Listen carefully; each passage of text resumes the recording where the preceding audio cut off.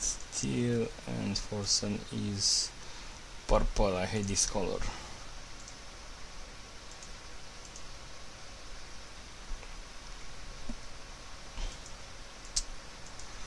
So welcome guys to another CraftCup Lite number 42 game. We have AiForsen spawning as the purple Zerg on the left side, and on the bottom side we have Kanadan or Kanadan spawning as the teal Protoss. The map is Lost Temple, and let's see if we are going to have an interesting game.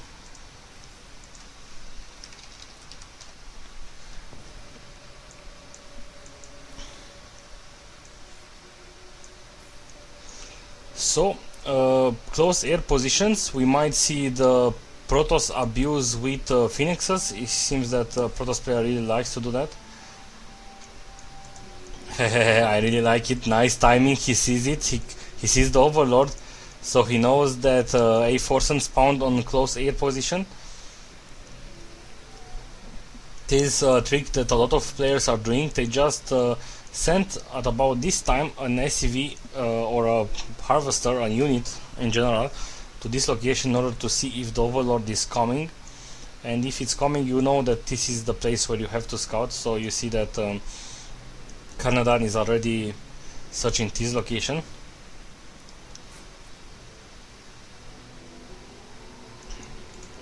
We have a spawning pool before the hatchery or the extractor, so he might go for a roach build or something like that, because it's a different opening than what we usually see. And okay, he will try to expand right now, but Kanadan is trying to block the probe, to block with the probe.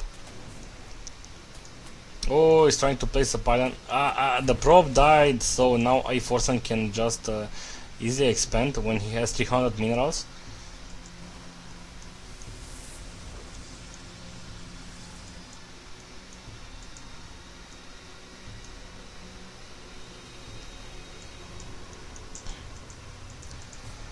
Now, classic opening for the Protoss player also. He will place a slot over here in order to block, to use the slot as a wall, as a door, pardon. And AiForsen is still not mining gas. Okay, he's finally starting an extractor.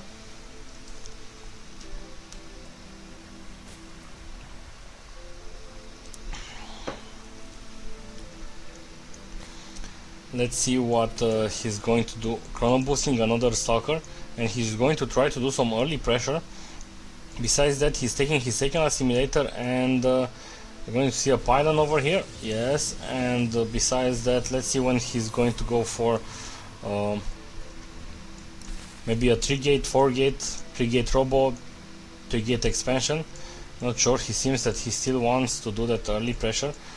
Stalker on the way. The Zert is already there. 2 Zerlings will pop out soon.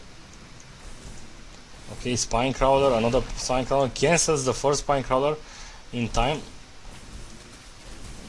And the Zealot will go down. Okay, he's forced to cancel the Spine Crawler again. And the Zealot is doing a pretty good job to kill the Stalkers, the Zerlings.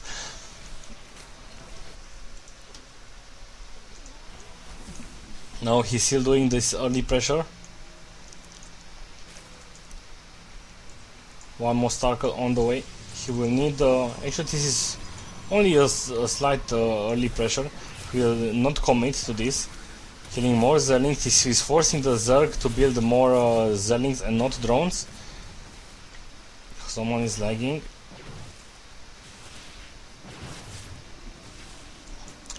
And what do we have? 3 gates in total, and after that we might see an expansion or an robotics facility. We have a Spine Crawler finally building on near the mineral line, and now the Protoss player is retreating because he knows there are going to be a lot of Zerlings, and Zerlings can easily surround the Stalkers and easily kill them.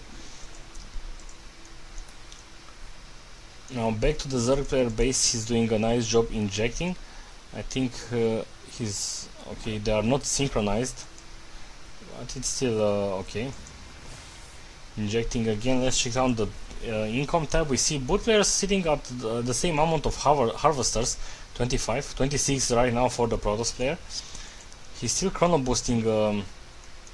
Yeah, he will go for a fast expansion. Yep, there it is. And it's pretty good choice to go for a fast expansion on this map, because you have this small choke point where you can easily defend. You just place some cannons around. Sometimes you don't even need cannons, you just need 5 sentries. We have 4 here, so. And of course AiForsen is going to go for a roach warren. He's also building an evolution chamber. Is he going to go for a fast he lost an overlord, so he's supply blocked right now. But on the Protoss side we see a Stargate. The Zerg is also destroying the rocks, so he will need to take the expansion real soon, because he knows that the Protoss player did he saw it? Yeah, he saw it. So usually it's a pretty general rule that the Zerg is always has to be one expansion in front of the opponent. So this is why, since the Protoss player expanded, he wants to take his third base really soon. And also it's pretty okay to take your gold expansion, especially in these spawning positions. It's close air position, not close ground, so you can easily take this part of the map. We will see if we are going to have the macro game or just a normal game.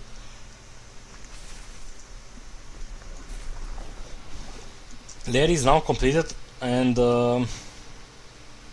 since that the Protoss player is now building a Void Ray, and he chrono boosted it, so Void Ray might do some pretty nice damage to those roaches, because it seems that AiForsen is dedicated to roaches, because he's also researching the missile attacks level 1, and he's also building a Hydralisk Den, which is the classic counter to Void Rays. We already saw something like this in the first game between AiSaplo and some Master League Zerg. I forgot his name, unfortunately. But all the games are recorded, so you can see everything again on my SC2 streams channel. I have all the votes over there. Now Kanadan is he will also want to expand real soon to the gold, but he's not really destroying the rocks yet. But the Void Ray is inside the Zerg player base, and the Void Ray is forced to retreat right now.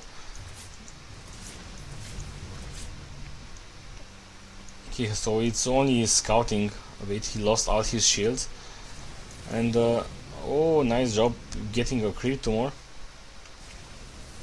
The problem is that the Hydralisks are out, and they can easily counter it.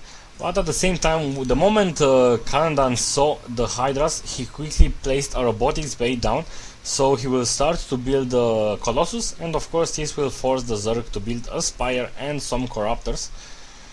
Let's see how this will evolve. Now moving drones to the third base, to the gold.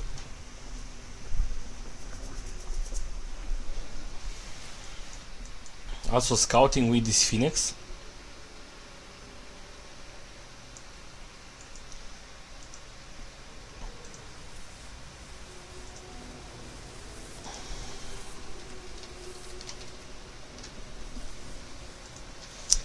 Yeah, unfortunately, it seems that the game between Fargo and I don't actually like to go inside the game and then leave it, because I find it a bit rude. So if I'm in this game, I will stick with it. I really wanted to see a TVP, and especially Fargo and Underdark, but these players are very good also. I just don't want to see another ZVP. I think I casted too many of them today already. And the Hydralisks are coming inside. The one Phoenix got down. Will the second? Oh, he almost lost them. At least they did some very small damage.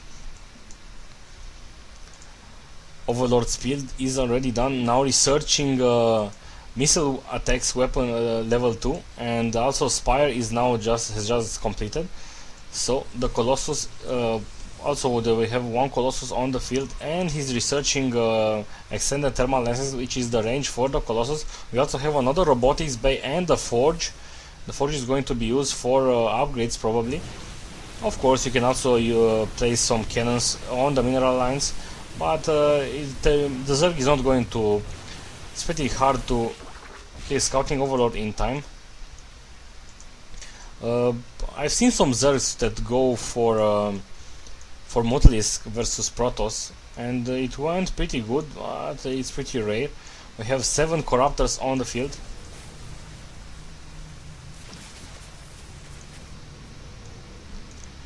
Still doing some harassment over here.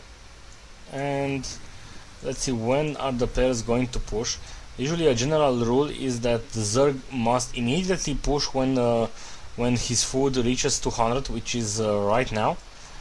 And because the Zerg always reaches the maximum food when the Protoss is at about this kind of food, 130. So if he remains too passive, okay, I think he's preparing for an attack, because he's not preparing for an attack. I thought he was going to go for it, because I saw some overlords. Okay, doing creep spread, and this one is going to get killed. And finally, as I said, at 200 the Zerg is pushing. Let's see, some nice force fields, split up some of the army. But it still seems that the Zerg is winning this fight. Another force fields. Oh, the Voidrid got killed, and now the gold. Yeah, the Protoss player was forced to kill the gold, to cancel the Nexus, while at the same time AiForsen took his 4th base before the attack. Also corruption on the Colossus. The Voidrid got down, and right now even the first Corruptor, the Colossus, will go down. The second Colossus enters the GG. Let's see if I can get maybe in the Fargo game, if he didn't start.